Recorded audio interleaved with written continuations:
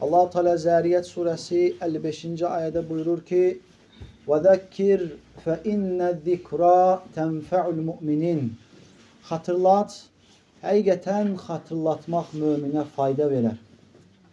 Peyğəmbər sallallahu aleyhi ve sellem də hədislərinin birində buyurur ki, müsəlmanın müsəlman üzərində 5 haqqı vardır. Onlardan biri odur ki, salam verdiği zaman salamını geri qaytarmaq. Dəvət etdiği zaman dəvətinə icabət etmək. Asqırıb elhamdülillah dediği zaman ya hamkallah demək. Ölərsə cənazəsində iştirak etmək. Və 5-incisi də gəlir ki, nəsihət, tövsiyə istədiyi zaman ona nəsihət, tövsiyə vermək. Çünki insanoğlu unutandır. Unutduğu zaman qəflətə düşür. Qəflətə düşdüyü zaman Allahın əmrlərini və qadağanları onun üçün yüngül gəlir. Ancaq xatırlatma olduğu zaman insan bir növ özünə qayıtır. Yəni özü barəsində düşünür və etdiyi əməllər barəsində düşünür. Ona görə bizim hər birimizin tövsiyəyə, hər birimizin nəsihətə ehtiyacı vardır. Xüsusən də bu nəsihət, bu tövsiyə yaşlılardan balacalara olduğu zaman daha çox özünü göstərir. Və xüsusən də elm olub və ona əməl edən bir şəxsin başqasına etdiyi zaman daha çox önəm göstərir, daha çox faydası olur. Allahdan istəyirik ki, Allah-u Teala bizə faydalı elm və həmçində gözəl söz nəsib etsin. Əmin. Və artıq biz çox gözəl bir ayın sonundayıq. Allah ki, bu ay necə başladı, necə qutardı, heç birimiz də bilmədik. Amma halbuki bizim həyatımızdan, bizim ömrümüzdən bir ay getdi. Bir ay artıq bizim həyatımızda yoxdur. Və subhanallah, kimimiz bu ayda qazandıq və kimimiz də bu ayı itirdik. Eləcə də ölüm, eləcə də həyatımız bu ay necə gəlib keçdisə, o şəkildə gəlib keçəcəkdir. Vallahi ki, 60-70 il yaşayan insana neçə il yaşadın deyə soruşduqda, arxaya dönüb baxdıqda bir gün yarım və bütün bu həyatının 60-70 ilin əhvalatlarını, baş vermiş hadisələrini baxarsınız ki, bir neçə saatda insan danışar və qurtarar. Və insan 30 il yaşamış və 30-un necə keçdiyini bilməmiş və beləcə də 60-70 gələcək və sonra da gözləmədiyimiz yerdə ölüm gələcəkdir. Allah-u Teala Quran-ı Kerimdə buyurur ki: "Qul innel mevtellezî tefirrûne minhu fe innehu mulâqîkum." Siz o ölüm ki, siz ondan qaçıb canınızı qurtartmaq istəyirsiniz.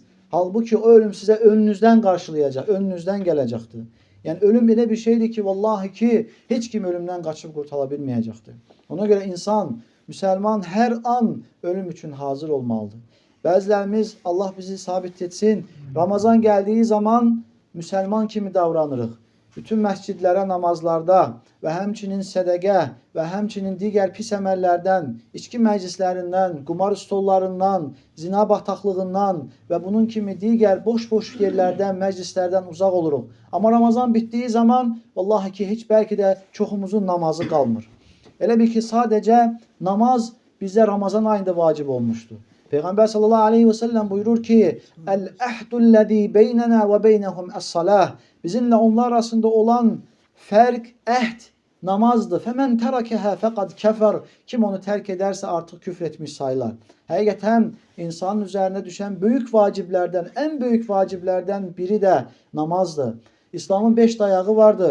Peyğəmbər sallallahu aleyhi ve sellem buyurur ki: "Buniyel İslamu ala xamsin şəhədətü en la ilahe illallah." İslam 5 dayaq üzərində qurulmuş. Bunlardan birincisi la ilahe illallah kəlməsidir. Yəni iman, Allahdan başqa ibadətə layiq haqq məbud olmadığına şahidlik gətirmək və sonra ikincisi gəlir ki, və iqamis salah, namazı qılmaq. Çünki namaz dinin dirəyidir. Əgər bir şəxsin namazı yoxdursa, o insanın dində sabit qalması çox çətindir. Namaz elə bir ki, böyük bir xeymənin ortasındakı bir dirəkdir. Əgər o dirək yıxılarsa, xeymə tamamilə məhv olar. Eləcə də namazın İslamda olan yeri budur. Namazı qorumaq lazımdır. Təkcə Ramazanda yox, Ramazandan çıxdıqdan sonra da namaz üzərində sabit olmaq lazımdır. Çünki namaz bizim həm dünya, həm bərzaq həyatı və həmçində axirət həyatımız üçün qurtuluşdur. Dünyadaki en büyük rahatlık insanın kalbinin rahatlığıdır. Vallahi ki insanın varı, dövləti, vəzifəsi, her bir şey, o evladları ne ister olsun. Baxırsan ki insan rahatlıq tapa bacarmır. O kadar insanlar görmüşük ki villadan çıxır, bahalı maşına minir, özündən sonra evladları çıxır ama üzündən zəhər yağır. Rahatlığı yoxdur, qəlbin rahatlığı yoxdur. Rahatlığı Allah-u Teala harda qoyub? Allah'ı zikirdə qoyub. Allah-u Teala Qur'an'da buyurur ki, qəlblər həqiqətən Allah'ı zikr etməklə rahatlıq tapar və namazda Allah'ı olunan en büyük zikirlerden sayılır. Ve insan namazla kalbini rahatlaştırır. Dünyadayken rahatlık tapır. Vallahi ki insan ne kadar dert, gəm, keder, hüzür, problemle namaza durur. Ve baxırsan ki namazı qurtardığı zaman onun kalbinde o ağrıdan, acıdan, kederden, hüzündən hiçbir şey kalmamıştı. Ve baxırsan ki insan ne kadar problemleri var. Gedir səcdəyə, yerin, göğün, her bir şeyin sahibinin karşısında en hörmətli yeri olan üzünü onun karşısına yere koyur ve deyir ki, ey Rəbbim, evladım xəstədir. Ey Rəbbim, borcum var, ödəyə bacarmıram. Ey Rəbbim, donanışığım zəifdir. Ey Rəbbim, ve ne kadar problemleri var ki Allah'a ərz edir. Allah ki, Allah Peygamber sallallahu aleyhi ve sellem buyurur ki, kulun Rəbbinə en yakın olduğu yer secde halıdır, namazda secde halıdır. Böylece deyir duanı, orada duanı çoxaltın. Vallahi ki biz her hansı bir vəzifə sahibinin yanına getdiyimiz zaman, onunla görüş istediğimiz zaman, öz problemlerimizi ona bildirmek istediğimiz zaman mütləqdir ki biz vaxt götürək. Mütləqdir ki bizə bir vasitə olsun. Onun orada bizi gözleyen ve birden bizden qabağa neçə nəfərlər onları gözleməyimiz nədir ki qonşum mənim torpağımdan yarım metr içeri girib. Nədir filan kəs məndən pul götürüb onu mənə geri qaytarmır. Nədir qardaşım evi mənim əlimdən qəsb edib. Subhanallah. Məyər bütün bunların, bütün ağaların, bütün şahların, bütün vəzifəli olan şəxslərin üzərində haqq sahibi olan Allah-u Teala deyilmi? Vallahi ki biz bu dünyada mülkə müəyyən vaxta qədər sahibi, müəyyən vaxtdan sonra mülk bizim deyil. Və eləcə də bizə aid olmayan mülk barəsində, onun barəsində olan problemlərimizi gərək Allah'a ərz edək. Bax, namaz onun yeridir. Namaz, Peygamber sallallahu aleyhi ve sellem bir sıxıntıya düştüğü zaman qaçdığı bir yerdir. Rahatlığı olmayan bir insanın rahatlıq tapdığı bir yerdir. Elə bir ki insan gedir səcdəyə, bütün əzaları Rəbbinin qarşısında yerə qoyur və deyir ki, ya Rabbi, sənə gəldim. Ey Rəbbim, səndən başqa gedəcək bir yerim yoxdur. Allah'ım bu problemim var, bu sıxıntım var. Bu bütün dərdini, sərini Rəbbinə ərz edir. Və baxırsan ki, insan qəlbi rahatlayır. Allah-u Teala ona etdiyi o dua ilə, səcdə onu yarvalması ilə qəlbinə rahatlıq verir. Və dua etdiyinə görə onun problemlərini həll edir. Dua elə belə bir şey deyil, qardaşlar. Dua etdiyin zaman ya sənə gələcək olacaq müsibətin qarşısını alırsan dua ilə. Və yaxud da ki, birincisi sənə gələcək olan müsibət etdiyin dua ilə dəf olur, gəlmir. Və ikincisi etdiyin dua ilə sənin üzərinə gəlmiş o müsibət yüngülləşir. Və üçüncüsü odur ki, etdiyin dua ilə sənə gəlmiş o müsibət, o problem tamamilə aradan qalxır. Ona görə insan gərək namaza önəm yetirsin. Və həmçinin bu dünyadakı rahatlıqdır. Dünyada en büyük xoşbəxtçilik insanın qəlbinin rahatlığıdır. Və ikincisi gəlir bərzaq həyatı. Bərzaq həyatı insanın ölümündən ta sur üflənənə qədər olan bir həyatdır. Qəbir həyatıdır. O həyat ya cənnətdən bir baxçadır və yaxud da ki cəhənnəmdən bir çuxurdur. Orada Peygamber sallallahu aleyhi ve sellem buyurur ki insan dəfn olunmağa getdiyi zaman onu üç şey izləyir. Onlardan biri onun evladlarıdır. İkincisi onun malı dövlətidir. Üçüncüsü de əməlləridir. Onlardan ikisi geri qayıtır. İnsanın mal dövləti ve evladları geri qayıtır. Ancaq əməlləri isə özü ilə birlikdə qəbirdə qalır. İnsan qəbirdə olduğu zaman onun tutduğu, onun qıldığı namaz onun baş tərəfindən əzabı dəf edər.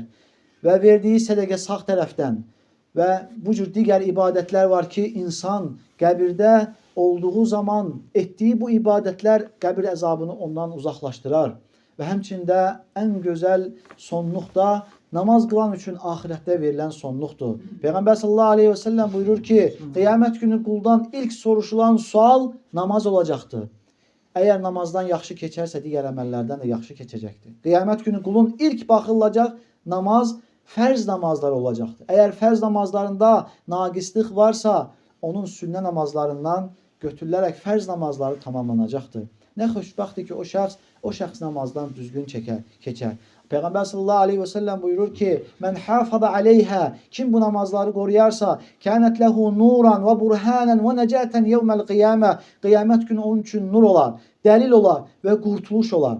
Və mən ləm yuhafiz aleyhə, kim bunları qormazsa, yəni namazı qormazsa, qiyamət günü onun üçün nə nur olar, nə onun üçün bir dəlil olar və yaxud da ki, onun üçün cəhənnəmdən bir qurtuluş olar. Vallahi ki, cənnətə gediş ancaq Sırat körpüsünün üstündəndir. Sırat körpüsü cəhənnəmin üzərindən salınmış bir körpüdür. Və deyilir ki, tükdən nazik, qılıncdan iti və çox sürünçəkdir. Bəzi insanlar oradan ildırım sürəti ilə keçər və bəziləri oradan sürətli qaçan at sürəti ilə və bəziləri dəvə və bəziləri insanın sürətli yerimə şəkli ilə, Allah qorusun, bəziləri sürünərək və bəziləri də ayağını qoyduğu halda cəhənnəmə düşər.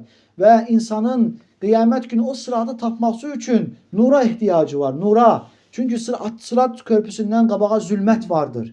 Zülmət, insan dünyadakı əməlləri o gün oranın qiyamət günü o yolu tapması üçün nədir? Lazımdır. Ona görə Peyğəmbər sallallahu teala Quran-ı Kərimdə buyurur ki, "Yevme yaqulul munafiqun vel munafiqat." O gün münafik kişilər və qadınlar deyəcəklər: "Lillezine amenu zuruna naqtabis min nurikum." İman gətirənlərə deyəcəklər ki, biz tərəfə baxın, sizin nurunuzu tutaq, sizin nurunuzdan gedək. Elə bir ki, insan qiyamət günü etdiyi əməllərə görə onun nuru olacaqdır. Bəzisinin nuru dağlar qədər olacaq və bəzisində nuru barmağının ucunu göstərəcək və bəzən sönəcək və bəzən də alışacaqdır. Nəyə görə? Dünyadakı əməllərinə görə. Və bu da insanın ahirətdə düzgün yol olmasına səbəb olan əməllərdən biri də namazdır, namaz. Çünki namazın içində elə bir dua var ki, insan bu duanı etdiyi zaman Allah-u Teala onu dünyada da, qəbirdə də, ahirətdə də sabit eləyir. İhdinas sıratal müstəqim. Allahım bizi düzgün yola yönəlt. O düzgün yola yönəlt duası vallahi ki içində nə qədər şeyləri cəm edir. İnsan dua edirsə ki, əgər bir şəxs dua etmək istəyirsə, duanı bilmirsə nə dua edəcəm deyə, desin ki, bu duanı elə. İhdinas sıratal müstəqim. Səcdəyə getdin, bu duanı elə. İhdinas sıratal müstəqim. Yol gedirsən, bu duanı elə. Nə demək? Allahım məni düzgün yola yönəlt. İnsan bu duanı edirsə, bir növ demək istəyir ki, Allahım, İnsan bu duanı etməklə deyir ki, Allah mənə elm ver. Yəni, neyin haqq, neyin batil olduğunu mənə öyrət. Ondan sonra ihtinas sıratal müstəqim deməklə Allah deyir ki, Allahım, öyrətdin mənə bu elmi, bunu əməl etməyə mənə nəsib elə. Həmçinin bu duanın içərisində odur ki, bu əməli bildim, əməl etdim, amma olunan əməlin qabul olmasına ötəri ixlasa ehtiyac var. Elə bir ki, insan dua edir ki, Allahım mənə ixlas ver, sənin üçün etməyə mənə yardım elə. Və həmçinin Peyğəmbər s.ə.v sünnəsinə tabi olmağı Rəbbindən istəyir. Ona görə bu dua çox mühüm bir duadır. Hər kəs bunu etməlidir. Fikir ver, əgər elə dua olsaydı, Allah-u Teala bizə gündə 17 dəfə bu duanı etməyi əmr edərdimi? Vacib edərdimi? Əgər Fatihə surəsi yoxdursa, o namaz yoxdur. Demək, vacibdir bizə bu duanı etmək. Bu dua səbəbi ilə Allah-u Teala bizi həm dünyada, həm bərzəxdə və həmçində ahirətdə düzgün yol üzərində olmağımızı istəyir. Allahdan istəyir ki, Allah-u Teala bizi öz düz yolu üzərində sabit eyləsin. Bizi burada cəm etdiyi kimi Firdevs cənnətində də cəm etsin.